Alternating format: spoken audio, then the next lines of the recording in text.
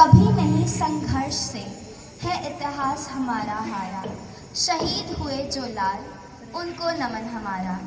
सुप्रभात, मैं नवजोत कौर और मैं अबीर आपके समक्ष साहिब कमाल सरबंस दानी श्री गुरु गोविंद सिंह जी के 4 साहिबजादों की शहीदी का पक्ष रखने के लिए उपस्थित हुए हैं।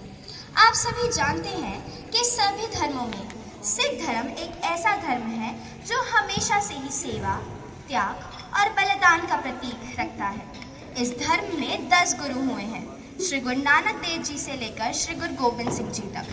श्री गुरु गोविंद सिंह जी के पिता का नाम श्री गुरु तेग बहादुर साहिब जी, जिन्होंने कश्मीरी पंडितों की प्रार्थना एवं हिंदू धर्म की रक्षा के लिए दिल्ली चांदनी चौक में अपना शीश धड़ से अलग करवा दिया। लेकिन उसके बाद भी औरंगजेब के अत्याचारों का सिलसिला जारी रहा। गुरु गोविंद सिंह सिखों के 10वें गुरु थे। वह एक महान दार्शनिक, प्रख्यात कवि, निडर एवं निर्भीक योद्धा, युद्ध कौशल, महान लेखक और संगीत के पारखी भी थे। उनका जन्म 1666 में पटना में हुआ। वह 9वें सिख गुरु श्री तेग बहादुर और माता गुजरी के एकलौते बेटे थे। उन्होंने अन्याय, अत्याचार और पापों को खत्म करने के लिए और धर्म की रक्षा के लिए मुगलों के साथ 14 युद्ध लड़े। धर्म की रक्षा के लिए उन्होंने समस्त परिवार का बलिदान भी किया, जिसके लिए उन्हें सरबंस धानी भी कहा जाता है। इनके 4 पुत्र थे, जिसमें से 2 बड़े पुत्र चमकौर के मैदान में युद्ध करते हुए शहीद हो गए और 2 छोटे साहिबजादे दीवार में चुनवा कर शहीद कर दिए गए। उन्हें साहिब जोड़े की शहीदी का पक्ष रखते हुए यह नाटक प्रस्तुत है। वजीर खान का दरबार लगा है। काजी साहब, कुछ कीजिए, ये मौका हाथ से नहीं जाना चाहिए। एक तरीका है, ना तो आपको कुछ लेने की जरूरत पड़ेगी और ना मुझे देने की, और गुरु गोविंद से आप अपना बदला भी ले सकेंगे अगर इनसे अपना धर्म कबूल करवा लिया जाए।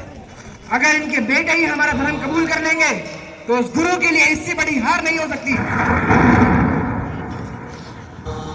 आप जैसा कहेंगे वैसा ही होगा। बड़ा दरवाजा बंद, छोटा दरवाजा खुला। हमारे सिपाही बच्चों को लेकर आ रहे हैं। बच्चे जब आएंगे हमारे सिपाही उनके साथ, तो वो सर झुका के उनकी नकल करेंगे। पीन के बच्चे जब हमारे काजी साहब के सामने आएंगे तो अपना सर नीचे कर लेंगे।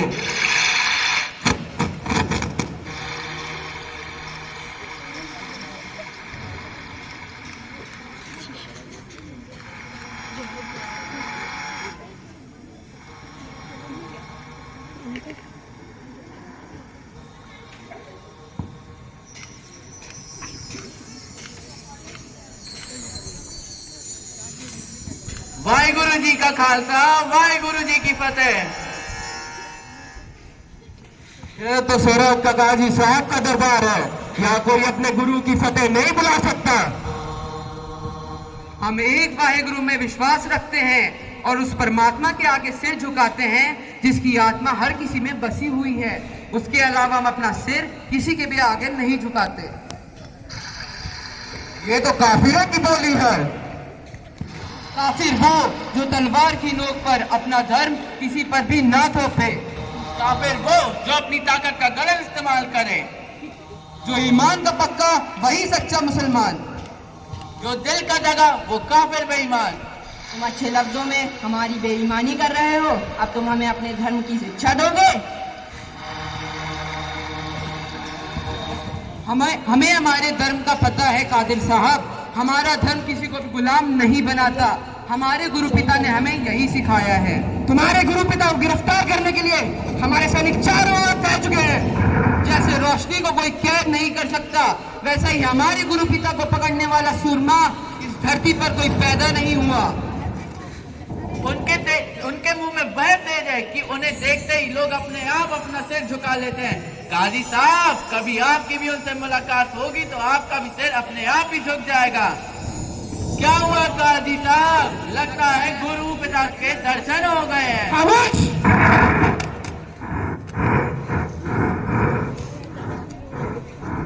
बच्चों, अब तुम हमारे साथ रहो। मैं वादा करता हूँ तुम्हारी हर जरूरत पूरी की जाएगी।